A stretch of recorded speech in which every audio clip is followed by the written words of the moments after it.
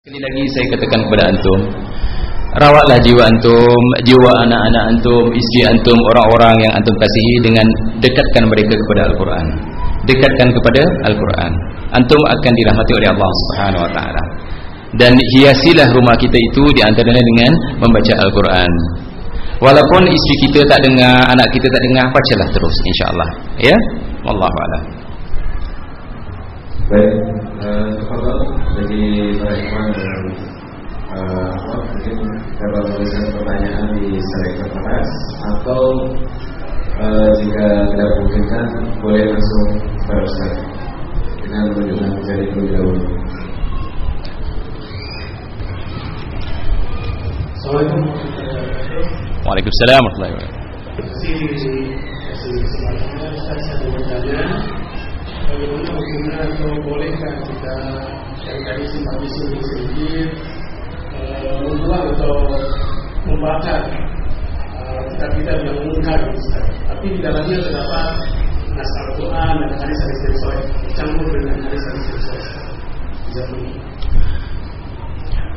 Kitab yang paling dipuji, disayangi oleh masyarakat Indonesia adalah Ihya Ulumuddin. Betul kan? Kan hebat kitab tu. Seperti Bukharinya orang-orang yang tidak memahami sunnah. Minta maaf kalau nak katakan tidak memahami sunnah. Tetapi ulama yang memahami sunnah, kitab yang hebat itu katanya mereka disuruh bakar. Kurang lebih 15 ulama kita mengatakan Ihya Ulumuddin itu perlu dibakar. Kenapa perlu dibakar? Kerana di dalamnya dipenuhi dengan bid'ah, khurafat, takhayyul, dipenuhi dengan hadis-hadis mungkar, dipenuhi dengan hadis-hadis la aslalahu, dipenuhi dengan hadis-hadis maudhu'. Maka yang ada di rumah antum dibakar supaya apa? Ana katakan tadi kepada antum, ku anfusakum wa ahlikum nara. Selamatkan diri antum dan keluarga antum daripada api neraka. Syekh, kemungkaran boleh masuk ke rumah kita melalui media. Sama ada media cetak ataupun elektronik. Kalau anda meninggalkan satu kitab, tentulah besok anak cucu anda mengatakan ini kitab yang paling best datuk anda pilih. Maka nanti ditalar, dibaca. Kalau di dalamnya dipenuhi kemungkaran, itu apa yang akan diambil? Itu syaitan nanti akan membantu supaya yang mungkar-mungkar diambil. Apa tidak ya? Zikir daripada la ilaha illallah, la ilaha illallah, ringkas, ha hu. Lihat. Diniatkan ha hu sekali ha sekali hu 1 juta. Innamal a'malu binniyat, katanya pakai hadis mereka. Jadi kalau mau masuk surga mesti zikir juta-juta. Ha hu. Apa ha hu? Itu terdapat dalam kitab-kitab seperti itu. Jadi anak kita yang malas, atau zaman sekarang zaman terlalu sibuk, saya mau cepat masuk surga, saya mau ekspres masuk surga, saya mau zikir-zikir yang paling ringkas, kan mau sekarang seperti itu. Jadi bangun tidur saja ha hu, cukuplah itu. Dan kitab-kitab seperti ini subhanallah banyak di luar itu. Alhamdulillah ikhwan-ikhwan kita sekarang sudah menulis atau menerjemahkan kitab-kitab salaf. Sebelumnya antum ada. Tahun 84 anak pulang di Indonesia pun boleh dihitung dengan jari jumlah kitab-kitab sunnah. Ramai ikhwan-ikhwan kita dari Indonesia itu singgah ke rumah anak di Majidi. Sebelum ke mana? Sebelum ke Madinah ataupun sebelum ke Mekah ataupun ke Saudi. Apa pesan anak? Anak katakan kepada antum bila paham nanti bahasa Arab, tolong terjemahkan kitab-kitab salaf kita ke dalam bahasa Indonesia. Subhanallah sekarang banyak. Itu yang membantu. Iya kan? Supaya apa? Supaya kita menolak kitab-kitab yang begitu banyak. Kitab-kitab mungkar ni terlalu banyak. Tajul Muluk itu banyak daripada Indonesia. Tahu Tajul Muluk? Tak tahu antum ya? Tajul Muluk ni di rumah saya ada 2, nanti saya kasih ustaz. Kalau ustaz datang ke rumah saya kasih. Bagaimana? Itu bahasanya bahasa Indonesia. Kalau hari Senin pindah bagaimana? Oh, kalau nama antum Isnin misalnya, jangan pindah hari Senin. Apa kena mengenai nama dengan pindah? Artinya mau pindah rumah. Oh, mau kawin antum. Nama antum siapa? Oh, kalau dipanggil Ahmad, awalnya Ahmad, hari Ahad tidak boleh sebab alif. Itu dalam Tajul Muluk. Coba baca. Kalau mau bisnis, mesti ini ya Syekh. Buku ini paling laku, paling laris di mana? Di dalam masyarakat kita. Mau kawin, bila harinya, mau berpindah, begitu, macam-macam lagi. Ya, mau cantik baca apa? Katanya kalau surah Yusuf ni Nabi Yusuf paling gantang, maka bila isteri kita hamil bacakan surah Yusuf. Suruh isteri kita baca surah Yusuf. Ya Syekh. Bagaimana orang Afrika yang kalau ibunya baca 10 kali khatam satu hari surah Yusuf ataupun Al-Quran, anaknya akan jadi seperti Nabi Yusuf. Ya Syekh. Itu yang diajarkan di dalam kitab-kitab seperti ini. Makanya nanti bila anaknya keluar tidak gantang, dia katakan ini tidak betul, Islam tidak betul. Makanya Qadiani datang kata Qadiani, Islam Qadiani betul. Ataupun orang Kristen datang kata Kristen betul. Coba lihat orang Kristen semua ganteng-ganteng, cantik-cantik. Jadi jangan kita terpedaya dengan kitab-kitab seperti ini. Nasihat dari anda, tolong kitab ini kalau tak mau dibuang, tulis nasihat kepada anak cucu. Kitab ini mengandungi bid'ah, khurafat, takhayul, syirik. Tulis saja. Jadi besok anak cucu kita melihat, oh ini kan warisan datuk saya. Kalau tengok, oh ini bahaya. Kalau tak mau dibuang, kita tulis seperti itu. Amaran kepada anak cucu. Kitab ini mengandungi bid'ah, khurafat, takhayul ataupun syirik. Selepas itu kita simpan. Tetapi kalau tidak, buang. Itu lebih selamat insyaAllah. Itu jawabannya. Ada soalan tadi Ustaz? Teruskan Ikhwan. Ada pertanyaan, Ustaz, bagaimana kiat-kiat kita agar bisa istiqomah dalam membaca Al-Quran?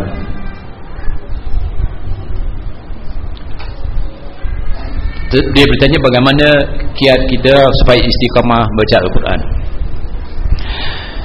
Allah Subhanahu wa taala sayang kepada kita kan? Anda katakan tadi Al-Quran ini adalah penyelamat, petunjuk.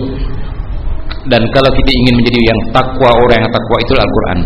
Dzalikal kitabu la raiba fi hudan pertama. Inginkan dapat hidayah. Kalau antum tidak dapat hidayah, antum tidak akan mencintai Al-Quran. Kalau antum tidak takwa, juga antum tidak mencintai Al-Quran. Cintanya kita kepada Al-Quran pertama hidayah, mencari hidayah Quran. Kedua, cintanya antum kepada Al-Quran, membaca Al-Quran apabila takwa. Di mana kita ingin memelihara ketakwaan kita? Al-Quran.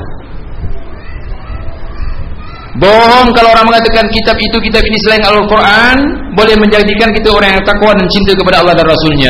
Bila cinta kepada Allah dan Rasulnya, Al-Quran kalamullah. Kalau mencintai Allah, qul in kuntum tuhibbunallaha fattabi'uni yuhibbukumullah. Kalau antum cinta kepada Allah, cinta kepada Rasulullah, yang disuruh apa dia? Ikut Rasulullah. Dan Rasulullah SAW di antaranya setiap malam apa dia baca? Al-Quran. Para sahabat apa yang banyak dibaca? Al-Quran. Kita tidak pernah rugi membaca Al-Quran walaupun tidak faham isinya. Kita tidak pernah dirugikan oleh Allah Subhanahu wa taala membaca Al-Quran walaupun kita tidak faham satu kalimat pun. Kerana dijanjikan Rasulullah SAW dalam hadis Muslim, alif huruf, lam huruf, mim huruf. Tidaklah 3 huruf kecuali 1 huruf. Alif 10, lam 10, mim 10. Kalau baca Al-Quran satu surah, berapa pahalanya? Itu kan hadis Muslim. Kalau kita yakin bahawa Al-Quran memberi pahala begitu banyak kepada kita, apa yang kita perlu baca? Komik. Kan banyak sekarang anak-anak sibuk beli komik Doraemon. Tahu Doraemon? Ada kartun Doraemon di sini. Jangan biar anak kita beli benda-benda seperti ini. Haram Syekh. Innamal mubadzirina kanu ikhwanu syayatin. Selain membazir, dia juga merosakkan akal anak kita. Kan magic di situ ceritanya. Magic apa? Dah percaya dengan magic, nanti cari magic. Ya, sakit cari orang magic. Siapa orang magic? Dukun. Bunyi suara kuat di situ. Dukun. Pawang, paranormal. Itu kerana suka magic. Kerana pawang ada ilmu magic. Bagaimana tak ada ilmu magic? Seorang pawang boleh merawat apa saja penyakit. Tanya apa saja penyakit, boleh dia. Iya kan? Kan bohong dia. Makanya kata Rasulullah SAW, 99% dukun pawang paranormal itu pembohong, penipu. Orang yang bagus seperti antum, orang yang beriman seperti kita, orang yang dimuliakan oleh Allah SWT, dinaikkan derajat kita kerana ilmu kita. Yarfa'illahu alladhina amanu minkum walladhina utul ilma darajat. Allah mengangkat orang yang beriman dan mengangkat orang yang berilmu darajatnya tinggi. Jangan turunkan derajat itu dengan jadi bodoh. Bagaimana jadi bodoh? Pergi paranormal, jadi bodoh dia. Kenapa? Kena tipu. 99% kata orang Malaysia, 99%, sini persen, 99% dukun pawang itu pembohong. Oh, mereka mengatakan, saya bukan pergi dukun sembarangan Ustaz, saya pergi dukun yang pakai ilmu putih. Ada dua ilmu, satu ilmu hitam. Kalau pergi Sami Siam tu ilmu hitam katanya. Tahu Sami Siam? Di Malaysia itu popular Sami Siam. Ataupun pergi Tok Kong Kuil India, itu katanya pun hebat itu. Kan lagi penipu mereka. Mereka Tuhan ni mereka tak kenal. Yang disembah patung kan bodoh. Yang si India patung sapi disembah. Yang si orang Siam sana patung orang tak pakai baju, perutnya besar. Itu disembah. Bagaimana dia? Anda minta tolong kepada orang seperti ini untuk merawat antum? Ini perbuatan kan orang bodoh yang buat kerja seperti itu. Orang pandai seperti kita Allah pelihara. Jangan pergi paranormal. Siapa pergi paranormal, kita sudah kuliahkan di sini. Malah sudah ada daurah di sini. Berapa ustaz memperkatakan tentang paranormal, dukun, bomo, pawang, orang pandai, tabib dan sebagainya. Kita tak perlu buang masa untuk mengulangannya. Kalau nak tanya nanti jumpa Ustaz Abu ni, Fairuz ni, insyaAllah. Iya, ada soalan yang lain. Baik, Ustaz. Nah, syukur ala wajib. Bagaimana? Mana yang lebih kita dahulukan, menghafal Al-Quran atau menghafal hadis terlebih dahulu? Kita hafal Al-Quran dulu. Kita hafal Al-Quran dulu. Yang pertama turunkan Al-Quran. Tetapi pahami Al-Quran dengan menghafal hadis. Bagaimana Ustaz? Itulah dia. Tapi dulukan Al-Quran. Sebab Al-Quran ini, kalau kita solat tidak baca hadis, kita solat baca Al-Quran. Nanti kalau imam kita salah baca, kalau kita tidak hafal, nanti imam tu ulang di belakang pun diam semua. Jadi kalau boleh bantulah imam tu yang salah baca. Quran dulu. Dan Quran adalah tidak dipertikaikan tentang sahihnya. Betul kan? Hadis kadang-kadang kita keliru yang mana sahih tidak sahih, kecuali orang yang kembalikan kepada ahli hadis. Kalau Quran tidak perlu ditanyakan kepada ahli Quran apakah ini sahih tidak sahih. Semua yakin, semua ittifaq Quran itu dari alif lam mim sampai akhir, ataupun dari surah Al-Fatihah sampai akhir, itu tidak ada dipertikaikan tentang sahihnya. Jadi Quran dulu. Dan Quran itu syifa, rawatan. Jadi Quran dulu. Setelah menghafal Al-Quran, kita teruskan menghafal hadis Rasulullah SAW yang sahih. Begitu juga boleh dihafal yang maudhu', yang la aslalahu, untuk memberi ketahu kepada orang. Seperti talabul ilm faridatun ala kulli muslim. Asalnya hadisnya hadis dhaif, tapi penguatnya banyak, maka diangkat jadi hadis sahih. Tetapi utlubul ilma walau bisin, tuntut ilmu walaupun ke negeri Cina. Pada masa Rasulullah SAW ada pakar hadis di negeri Cina? Ada pakar fake di negeri Cina? Tidak ada. Jadi hadis itu adalah hadis yang tidak sahih. Adapun hadis utlubul ilm minal mahdi ilal lahdi, itu semua adalah hadis-hadis yang boleh dihafal, tetapi untuk membetulkan orang yang berpegang kepada hadis ini, kita katakan bahawa hadis ini adalah hadis dhaif. Saja masalah. Bukankah imam-imam kita yang hadis sahih dihafal, yang maudhu' yang asal dihafal? Tapi kalau boleh hafal yang sahih dulu. Hafal yang sahih dulu. Tapi kalau mampu yang tidak sahih juga dihafal, insya-Allah ini manfaat bagi antum. Innamal a'malu binniyat. Amal itu dimulakan dengan niat. Kalau niat untuk mempertahankan agama Allah, supaya jangan ditipu agama Allah itu dengan hadis-hadis yang palsu, yang maudhu' dan sebagainya, hafal. Iya kan? Yang palsu itu karangan orang-orang jahiliyah, orang-orang yang menentang agama Allah. Umar secara umum mengatakan la ya'riful Islam man lam ya'riful jahiliyah. Tidak kenal Islam orang yang tak kenal jahiliyah. Jadi jahiliyah antaranya unsur-unsurnya daripada hadis-hadis yang mungkar ini. Betul kan? Banyak hadis mungkar dipakai oleh orang-orang, terutama orang sufi dan orang tarekat. Mereka jadikan hujah, tapi bagi kita itu salah. Ya.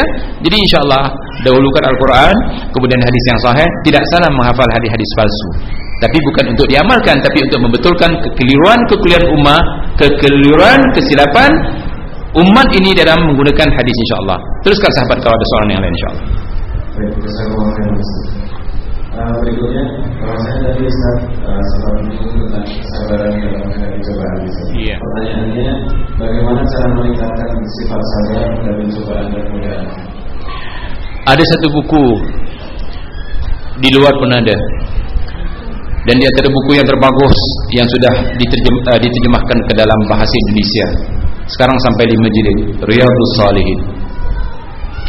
Syekh kita Salim Hilali yang kita pernah undang ke Indonesia, dan ana juga beberapa kali menemuinya di mana di Malaysia.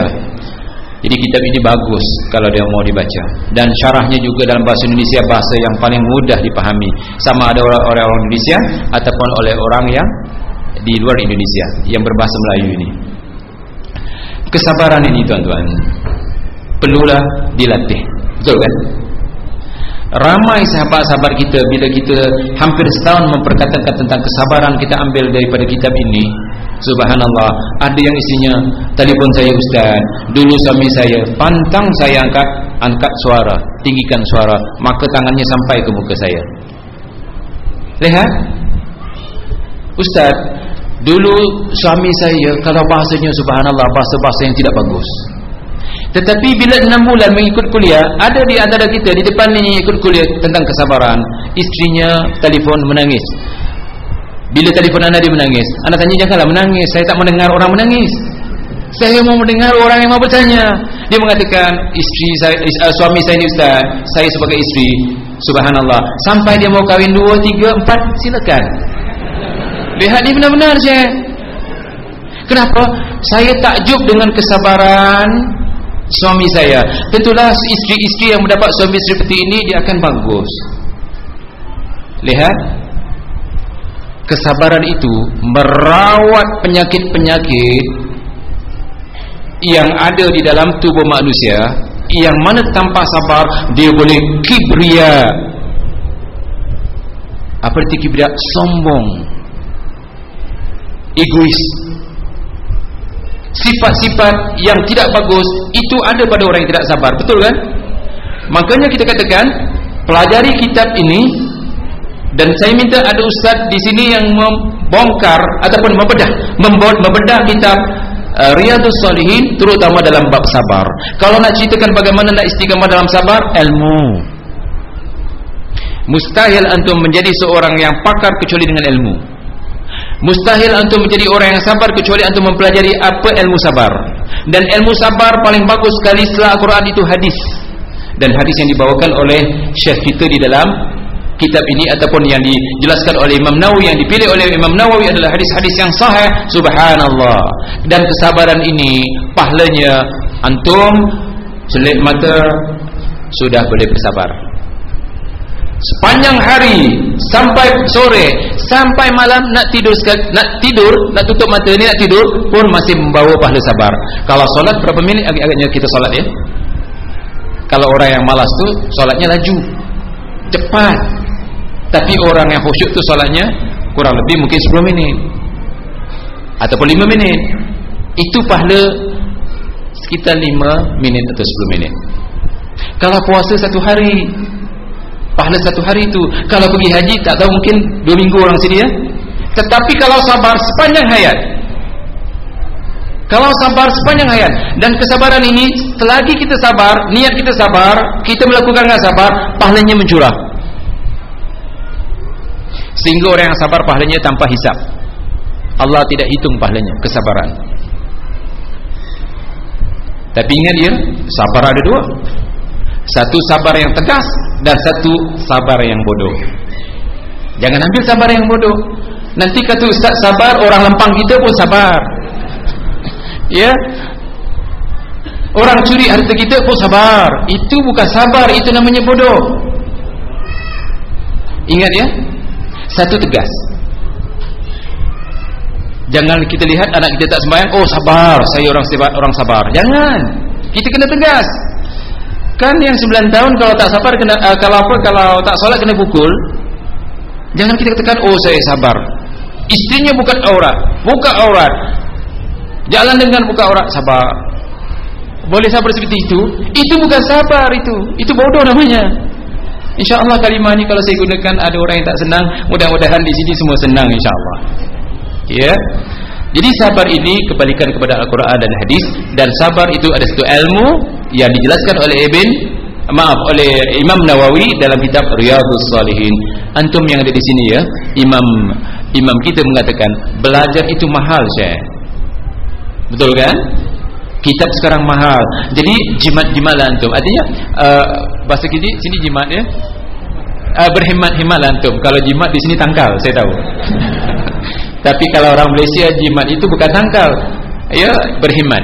Jadi berhemat antum, jangan membazir, menabung. Dengan uang ini beli kitab. Dan tanyakan kepada ustaz-ustaz kita di sini, kitab apa yang bagus tentang sabar. Tapi kalau mampu di antaranya Riyadhus Shalihin yang sudah disyarahkan, dan di antaranya yang ditulis dan disyarahkan oleh Syekh kita Salim Hilali. Bagus buku itu. Ini bukan promosi, tapi promosi yang bagus. Ya, insyaAllah. Itu saja, wallahu a'lam. Allah yabarik. Kemudian pertanyaan berikutnya, ada seorang penanya mengatakan, saya pernah tentang kitab Ihya Ulumuddin dan isi-isinya sudah lengkap di hati saya. Bagaimana cara menghilangkan khurafat dari kitab itu? Ada siapa Al-Baghdadi atau Al-Iraqi yang mentasbih? Al-Iraqi. Ya. Ada kitab yang sudah ditasheh dan sudah diterjemahkan dalam bahasa Melayu. Yang ditasheh semula hadis-hadisnya, ditakhrij semula hadis-hadisnya oleh Al-Iraqi, salah seorang daripada anak murid Ibn Taimiyah rahimahullah. Jadi kitab ini kalau antum ada, jangan dibuang, jangan dibakar. Kitab yang sudah ditakhrij, ditasheh hadis-hadisnya oleh seorang ulama besar Al-Iraqi. Jadi kalau kita mau beli Ihya Ulumuddin, kita lihat siapa pentakhrijnya. Kalau Al-Iraqi simpan, dan itu boleh diajarkan kepada anak-anak kita, karena sudah dijelaskan hadis yang dhaif, hadis yang sahih, yang munkar, la aslah lahu dan sebagainya. Jadi kitab yang sudah ditasheh oleh ulama salaf kita, ambil, beli kalau mampu. Adapun yang tak ada tashehnya, yang asli itu, yang matanya, kalau boleh tinggalkan dulu. Karena banyak kalimah-kalimah yang kita tak faham di situ. Banyak. Saya sendiri, saya ada 2 edisi. Satu edisi bahasa Arab yang sudah ditasheh oleh Al-Iraqi, dan satu yang belum ditasheh. Dan ada edisi bahasa Melayunya. Saya kalau baca bahasa Melayunya saya tak faham. Makanya saking tidak fahamnya, orang tu terus tak faham, diamalkan benda yang dia tak faham. Faham tak maksud ana? Jangan tak faham. Kita baca kitab tu tak faham istilah-istilahnya. Saking tidak fahamnya, maka dia tak faham, dia yang penting dia syok dia baca. Sebab apa? Guru yang menyampaikan tu ada kepakaran untuk gaya, karisma. Ya, kemudian dijanjikan dengan syurga yang begitu, syurga yang begini. Amalan itu pahalanya, sehingga tuan-tuan cuba lihat ya. Ambil wudu kan mudah. Mudah sangat ambil wudu. Tetapi kalau kita kembali kepada Ihya Ulumuddin, cuci tangan ada doanya. Kompor-kompor masuk ke hidung ada doanya. Cuci muka ada doanya. Cuci tangan sekanan ada doanya, tangan kiri ada doanya. Sapu kepala, sapu jambul tu ada doanya. Cuci kaki pun ada doanya. Dari mana-mana datangnya ni. Sedangkan kita, kata Rasulullah SAW, kau wudu'i haja, berwuduklah seperti wudukku ini. Rasulullah SAW sebelum wudu, kata Rasulullah SAW dalam hadis Bukhari, fabda'u bi bismillah, bukan bismillahirrahmanirrahim, bismillah. Memang apa yang dikabarkan oleh Rasulullah SAW, sayakunu fi hadhil umma qaumun ya'taduna fit tuhur, akan berlaku pada umat ini di akhir zaman terutamanya kaum-kaum yang melampau di dalam bersuci. Apa itu melampau? Hadis ini diriwayatkan oleh Ibn Hibban dan disahihkan oleh Syekh Al-Albani. Bermakna akhir zaman ramai orang yang berudu, udunya itu tidak diterima. Kenapa? Tidak seperti untuk Rasulullah SAW. Lihat, miftahus salat tuhur. Kunci solat itu adalah tuhur. Apa itu tuhur? Tuhur ada ulama mengatakan 4. Pertama sekali adalah mandi hadas. Dan kalau kita tanya mandi hadas ni, orang sekarang banyak yang fail, gagal. Betul kan? Yang kedua wudu. Kalau tidak ada air, tidak mandi hadas, tidak wudu, kita tayammum. Yang keempat istinja. Ramai orang kencing di tempat apa namanya itu? Tabung tu. Kadang-kadang tak ada air. Kadang-kadang pakai sebuah haji, kencing di situ. Cebok tak? Tidak cebok, malah di leboraya. Istilah sini leboraya Ustaz ya? Iya, jalan yang panjang di Malaysia tu, leboraya. Saya setiap minggu ke Kuala Lumpur daripada Johor. Setiap minggu, setiap bulan ke utara, ke ujung sana. Kadang-kadang Pak Haji pakai songkok. Dia punya mobil kan ada aircon condition, kan dingin. Nanti tengah-tengah perjalanan itu mau kencing dia, tidak malu dia. Dia parkir di tepi jalan, maka di tepi kereta dibuka benda tu, dia kencing. Faham? Dibuka dia punya zip, dia kencing. Kalau budak-budak tengok, kan tak malu katanya. Budak-budak tahu malu. Tapi si pakai haji ni kencing seperti itu, cebok atau tidak? Tidak cebok je. Ini berlaku. Artinya kencing bukan di tandas ataupun di jamban, tapi di tepi jalan. Dalam hadis juga tidak boleh seperti itu. Cebok tak? Tidak cebok dia. Okey, kalau anda tidak cebok, anda solat sah? Tidak sah. Malah di dalam satu hadis, Rasulullah SAW pernah ziarah kubur dengan beberapa orang sahabat. Kan dia patahnya ranting, dicacak di satu kubur. Kemudian selepas itu berjalan lagi, diambil ranting, dicacak satu kubur. Sahabat bertanya, apa gerangannya? Salah satu kubur itu kata Rasulullah SAW, tuan punya kubur ini, sahibu hadal kubur atau makam, dia tidak istibra. Atau tidak istibra, dia kencing belum tus, kata orang Malaysia, belum keluar semua. Dalam bahasa sini anda tak tahu apa bahasanya. Tidak tus, tus artinya belum keluar semua, masih ada, maka dipakai seluarnya. Walaupun dia sudah istinja, tapi bila jalan dia kan keluar. Ada satu penyakit, antaranya silsilatul baul, kencing yang tidak lawas. Orang sini panggil lawas ya, tidak lawas, artinya tidak. Subhanallah, bahasa Malaysia, bahasa Indonesia ini kadang ada yang tak sama rupanya. Di sini banci, di sana lainnya. Banci ni tak tahu masalah kencingnya, saya tidak tahu. Kalau di Malaysia saya katakan banci, banyak yang tidak tahu banci. Banci itu kira. Banci berapa wang? Banci penduduk. Itu bukan banci bermakna pondan. Di sana banci dipanggil pondan. Ala kulli hal, orang yang kencingnya tidak dibersihkan dengan betul, itu disiksa kubur. Kan disiksa kubur. Kalau kena siksa kubur, mana akhirat nanti lepas siksa kubur ada siksa yang lagi satu. Puncanya miftahus salat tuhur. Miftahus salat tuhur itu perlu dipahami. Apa itu tahara? Cantiknya agama kita ini, canggihnya agama kita ini, sempurnanya agama kita ini, sehingga Abu Hurairah mengatakan, "Allamana Rasulullah sallallahu alaihi wasallam kulla syai'in hatta al-qira'ah." Subhanallah, Rasulullah SAW sudah mengajarkan kami segala-galanya, hatta kencing atau berak dan bercebok atau istinja. Cantik kan? Ada agama seperti ini? Tidak ada. Cuba tengok, kita tengok di tandas-tandas awam, tahu isi kita orang sini ya, mereka keluarkan dia benda, kencing, lepas tu jalan. Sebab dia tidak ada tahu bagaimana nak beristinja. Tapi kita diajar istinja. Subhanallah, jangan ditinggalkan istinja ni. Jadi tuan-tuan, apa yang kita perkatakan ni adalah kebaikan untuk sama, insya-Allah. Jadi kalau kita ingin menjadi orang yang besar, pertama sekali solat kita dibesarkan. Ya, itu yang sempat anda jawab, insya-Allah. Kalau ada soalan yang lain, kalau ada masa lagi teruskan, insya-Allah. Masa dah habis. Baik, Iya. mungkin saya serahkan kepada Ustaz barangkali ada penutupnya. Iya. Sebelum saya mengakhiri kalimah, saya ucapkan terima kasih pertama kepada Radio Hang, kepada asatizah, kepada ikhwan dan ikhwat yang sama-sama memenuhi ruang ini untuk menimba manfaat yang Allah berikan kepada kita, yakni ilmu yang kita ambil daripada Quran dan hadis. Alhamdulillah, apa yang saya sampaikan adalah saya ambil daripada Quran dan hadis. Semoga Allah Subhanahu wa taala merahmati kita, memberi dan menambah kita dengan ilmu-ilmu yang manfaat. Semoga antum menjadi seorang pejuang salafi yang ikhlas.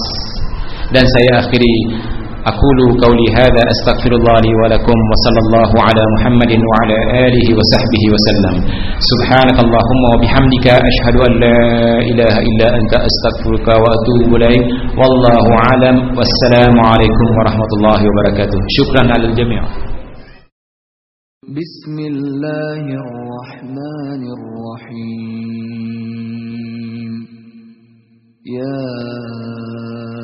أيها الذين آمنوا أوفوا بالعقود أحلت لكم بهيمة الأنعام إلا ما يتلى عليكم غير محل الصيد وأنتم حرم إن الله يحكم ما يريد يا أيها الذين آمنوا لا تحلوا شعائر الله